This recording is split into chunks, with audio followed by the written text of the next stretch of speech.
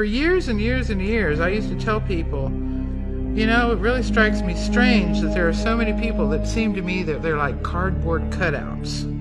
And what I mean is, like, you meet people who you get to know them a little, you have conversations with them, you interact with them, and you discover that, you know, they're not just surface, that's all they are. You think, well, if I get to know this person better, they'll talk to me about a deep subject. They'll exchange with me a deep conversation. They will tell me how they really feel. They'll tell me about their hopes. But then you get to know them better and better, and you find out that the only thing they are, the only thing there is somebody who talks about football, soap operas,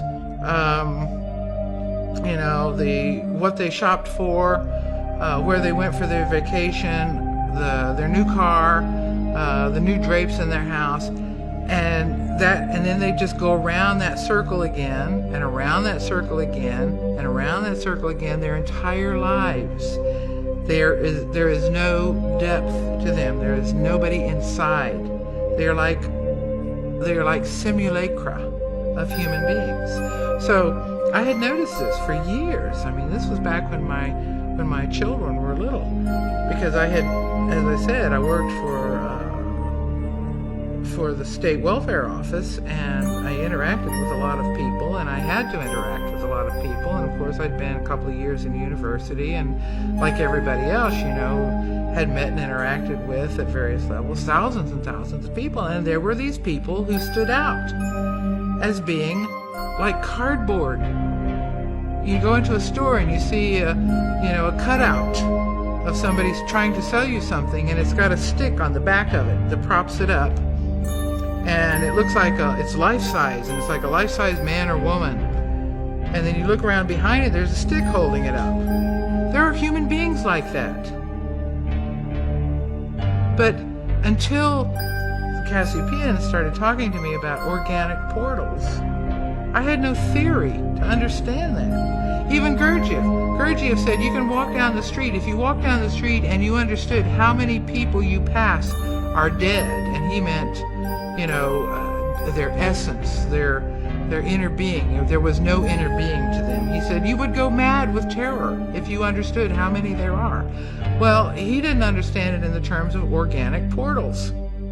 So along come the Cassiopeans, and they give a name and a description of a type of being that I had noticed for all my life, and Gurdjieff noticed and wrote about, and other people, Castaneda even talked about. He said there are people who have only 3 or only 2 lights in their makeup. He was talking about seeing them paranormally. But then there are others who have more. They have 3. And those are the people who have soul potential, so to speak.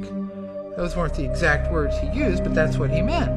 The topic of organic portals has received a great deal of support from esoteric literature and even from scientific research.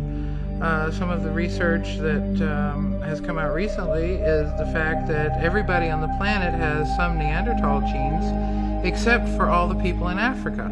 You know, there has long been this contention between the different views, the out of Africa or the out of Asia model. Well, you know, maybe it's neither, maybe it's both, but there is some evidence that there are significantly different types of human beings on the planet, genetically speaking. Which is which, you know, I wouldn't venture to say at this point.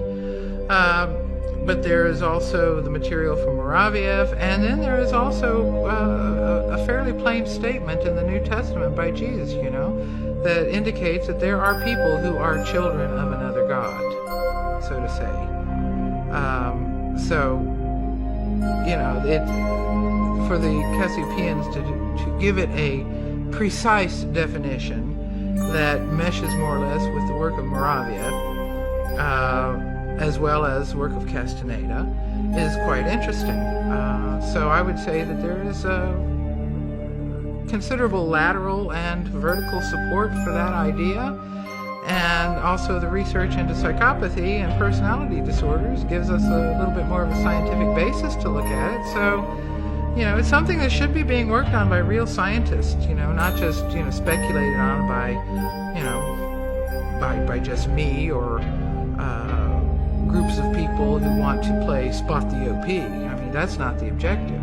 Let's do some research. Let's find out what's going on our planet. Time's running out.